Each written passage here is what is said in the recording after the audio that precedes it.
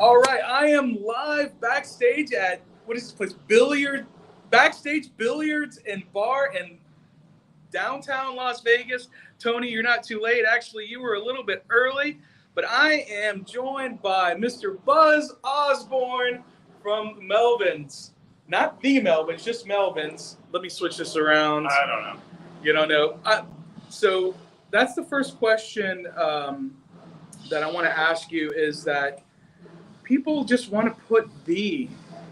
Doesn't matter to me. And it doesn't matter to you. That makes no difference. It makes no difference. No. Okay. But none of your albums say the Melvins. I think some of them do. Do some of them?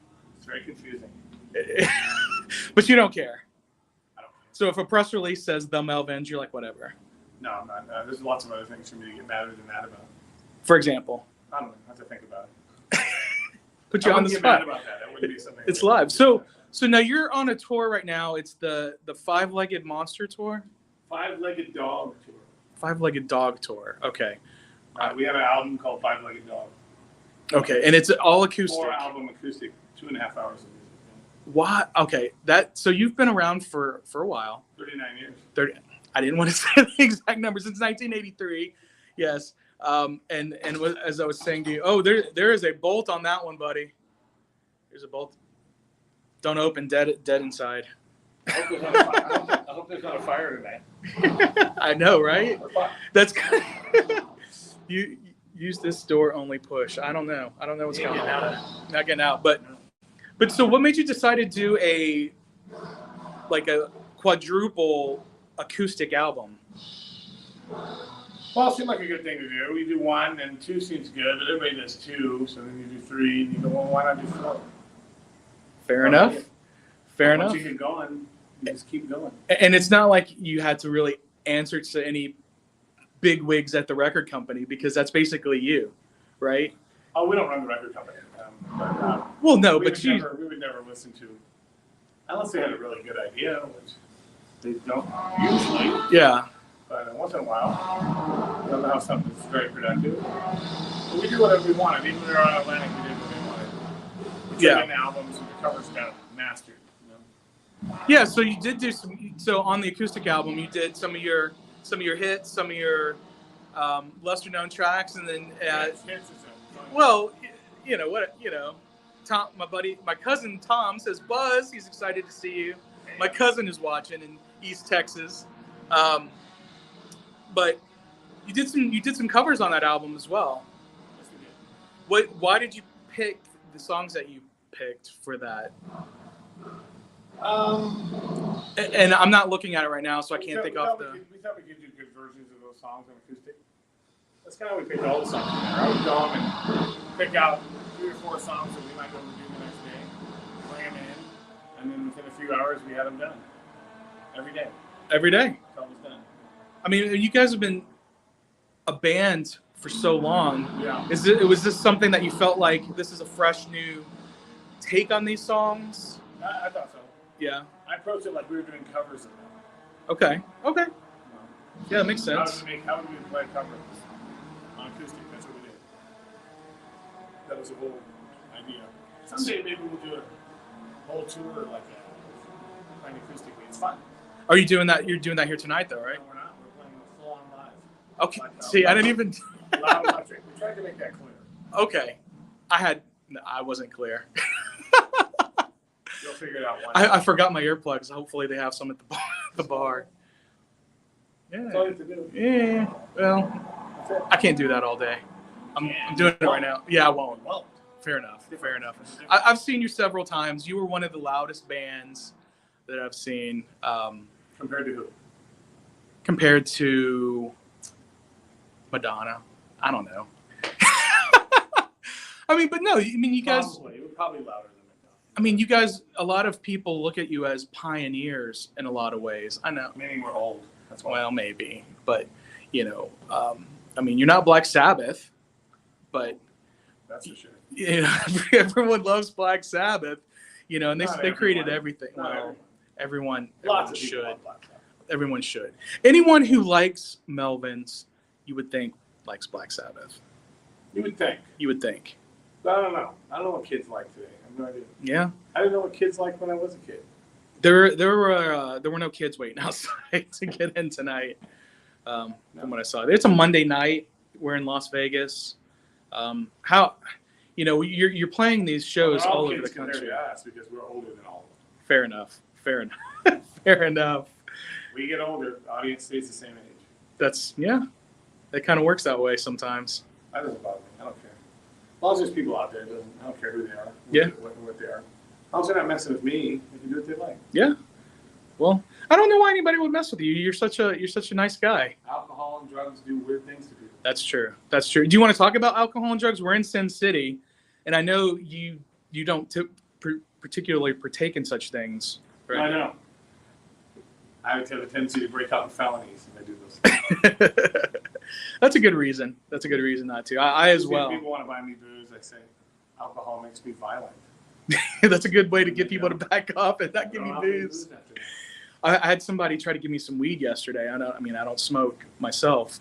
So what do you tell people that try? I think people would assume like a lot of sludgier, heavier bands do smoke, and you famously don't. So is it famous? it's kind of known. To not tell people. To tell people that.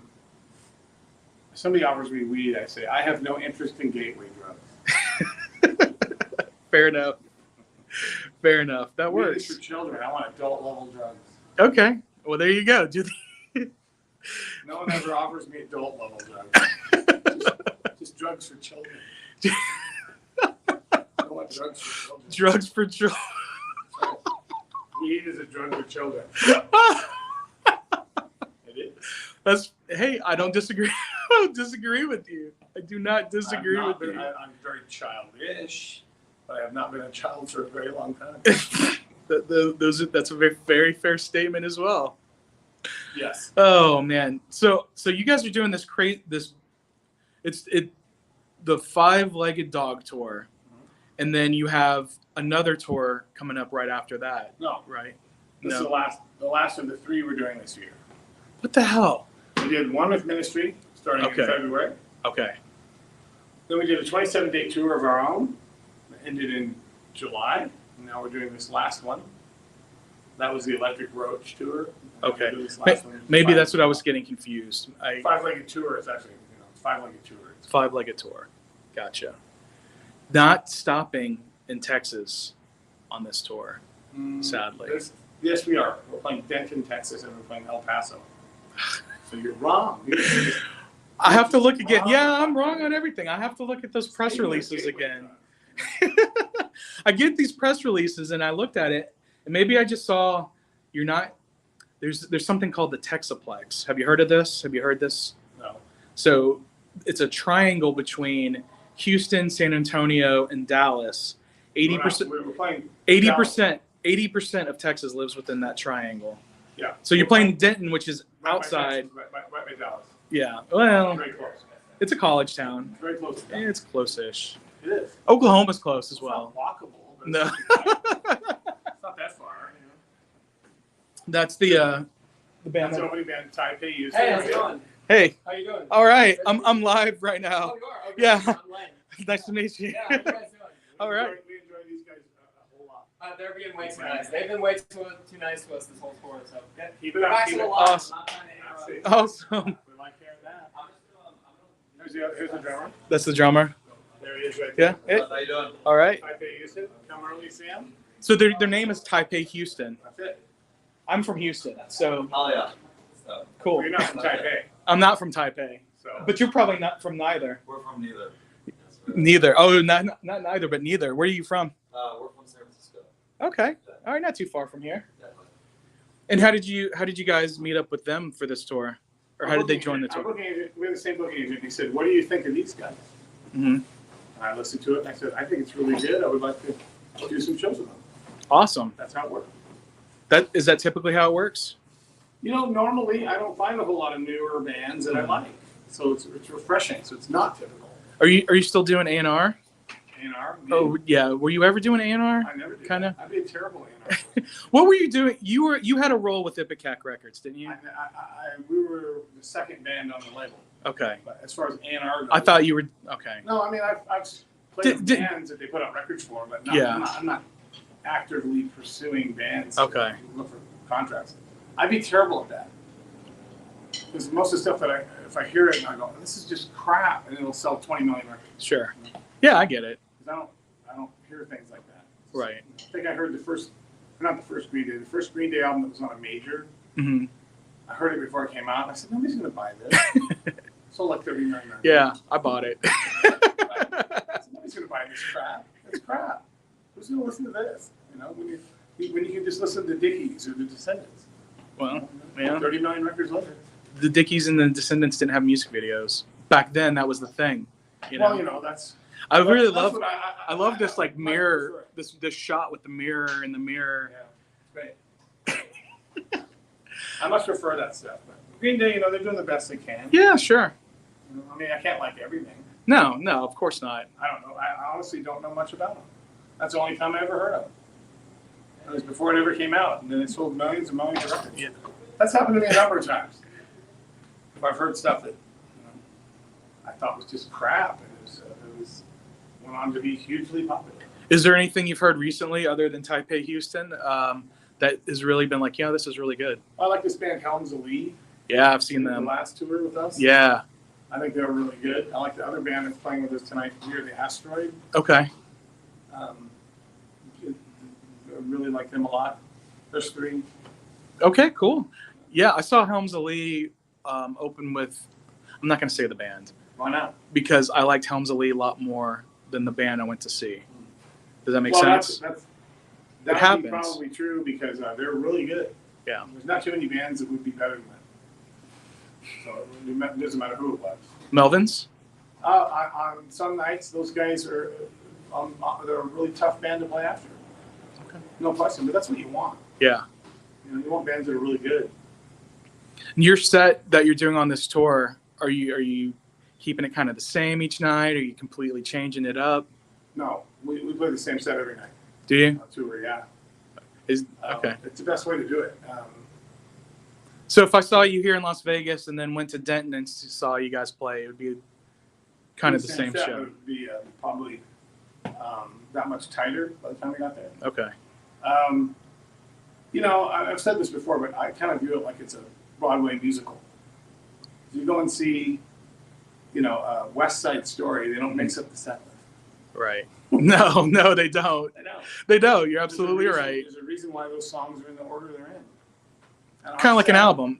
Yes, Yeah. Our set, we worked this out. There's a reason why it is exactly how it's laid out. It's all thought through. There's really no stopping in the set. We go from the beginning through the end without any breaks. Yeah. None. So that's all worked out. And if people don't recognize that or see the worth in it, there's nothing I can do. I personally prefer that. I've seen bands, we toured with bands, that played a different set every night, and you know, most of the nights it doesn't work. And you just go, you know, you guys picked the wrong set list. You should have figured that out before you got all the way here. Right.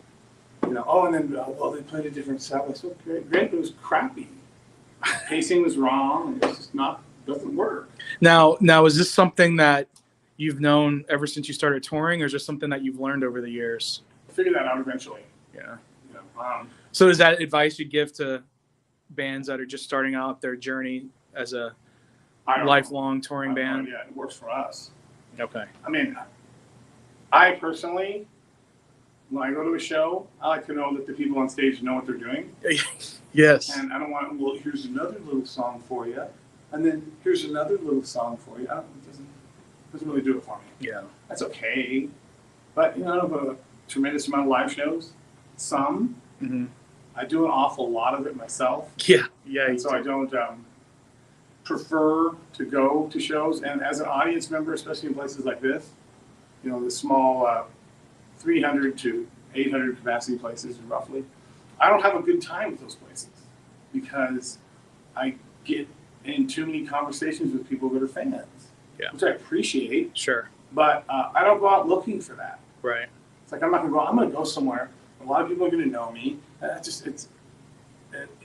I appreciate all of them, but I don't need it. You know, so it's not fun for me to go out and I don't have any problem with the people doing it. That's fine. I think it's great, but I'm not going to pursue it. Right. I'm also not going to chastise them for being fans. Right. I'd never do that. Yeah. I would always be completely appreciative of their attention and the fact that they're a fan of what we do. Only. That's my only thing that I would think. You know, but as far as me needing to go out and find that on its own, not so much. You know, I'm okay without it. It's okay. But I appreciate any and everyone that is into it.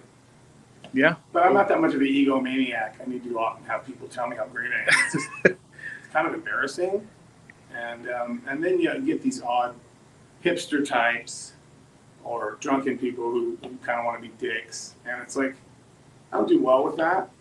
And if you're going to put me in a position where you're going to be a dick to me and then I'm going to have to punch you right in the fucking face, I don't really want to put myself in that position either. Yeah. It's not a good idea. Right. Or I'm going to go over to the bar, I'm going to get that bottle of whiskey, and I'm going to smash it right over your fucking head. You know, and I'm not above that. So I don't really want to go into that kind of situation. Yeah. Yeah. I don't want to do it. Yeah, I got it. You know, it's just not fun. So usually what I do if a band that I'm friends with is coming to town, I will go down early, and I'll go and hang out with them at their sound check and watch their show and hang out with the guys and the girls and then take off. Where do you live now? I live in Los Angeles. In LA. You've lived there for a while. 30 years. 30. Yeah. I see. Where do you live now? Because, well, I know, like, does Dale live in LA? Yes, he did. He lives in Palm Springs area now. Okay. All right. We've lived in California I've lived there since 86, 87. Okay. And then It's a long time. Bay Area, Yeah. and then up here, it's well over half my life. It's in California, so. Where I grew up is a distant memory. But you'll always remember Melvin. Unfortunately. It's a good name. It's just like the Ramones, you know? Yeah, yeah. Ramones. That's what we wanted. I like the name the Ramones because it was like, you wouldn't know what kind of band it was True. by hearing the name. You know? Yeah, just by the name, yeah. Spiky hair death metal or something. You didn't know what it was. That was before even spiky hair death metal. Maybe. But we still want a name. We want a name that was goofier than that. We wanted record covers that were goofier than that by and large. And then as time has went on, I really like colorful skull imagery. Mm-hmm. It's not too dark. Yeah. You know, it's more like cartoony. I like that a great deal. I like cute violence a great deal. I think there's not enough of that. I was at the show that you guys did in San Francisco, and it was the Fantomas Melvins big band. That New Year's Eve show. It was no, it was a smaller place. I can't remember the name of it, I don't know. but it was a place that wasn't much bigger than this, honestly. And it was freaking amazing, and I'm glad that they put it out on record. Maybe it was Slims. Maybe. I don't remember. Anyway, That was so long ago, but a lot of shows. it's a lot of shows ago. But it was one of those things that I'll always remember, just having both bands on the stage together. Yeah, if you guys haven't listened to that, it's phenomenal. I have listened to it, but not for quite a while. Yeah, I don't spend a lot of time listening to my own records. I can listen to them when I'm making them. Yeah, Usually I probably a listen, lot. Yeah, I listen to them. And usually I can listen to them right up until about the time they come out. And then by then I've moved on to some new thing. Mm-hmm. And we have a new album that came out today. Well, not today, but it came out recently. We got our copies today called Bad Mood Rising. Okay. And that was finished more than a year ago. Wow. And so, you know, I'm over it right now. And when is it released to the public? It's out, but I mean, It we is just out. got our copies. Oh, we you- have tour-only copies with us now. Okay. Tonight is the first night we're going to sell them. So I know you did a split with, we've done lots of splits. but recently you did a split with. I was listening to it earlier. I can't even think of.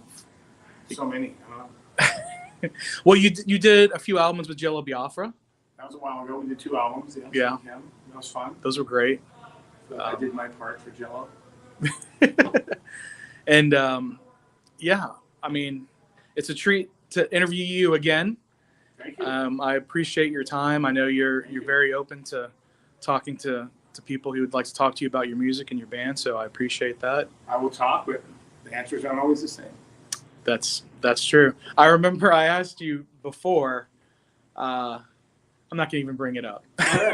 Well, I think I asked you something about, or maybe it wasn't even me. I think I had some friends with me, and I think somebody asked you something about Nirvana, and I think you said that Kurt Cobain was a shitty guitar player, but then didn't you teach him a little bit or something?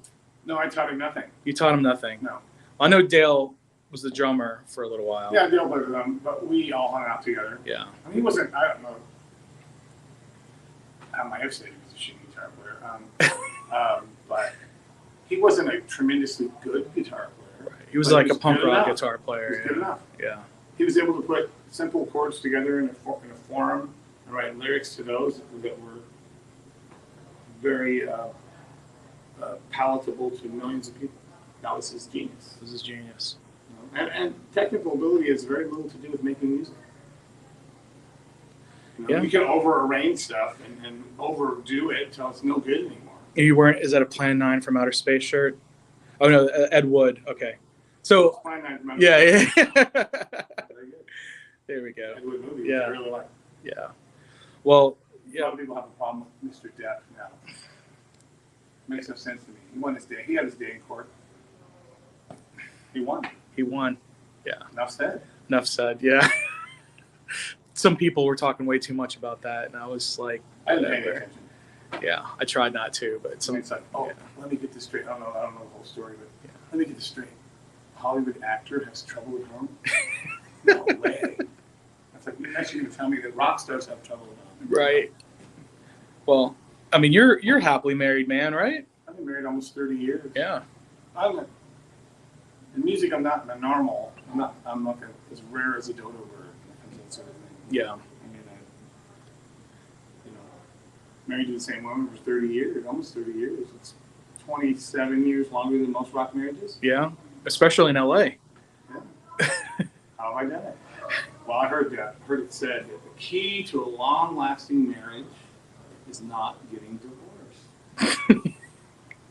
There you go. And I think with that, I think I've taken enough of your time. Thank you. I really appreciate it. See you on the road. You guys will love it. It'll be a great show. Buy our new record. Bad Mood Rising. Bad Mood Rising. Just walk through the club now. Yeah, I will. No. Are you escorting me out? Are you telling me to leave? No, you said it was done. Right? Yeah. So, yeah, I can show people. This is some drums. You have the Asteroids drums. Nobody here yet. So Yeah. love it. All See right. you guys. Bye. Bye. Hey. Bye. All right.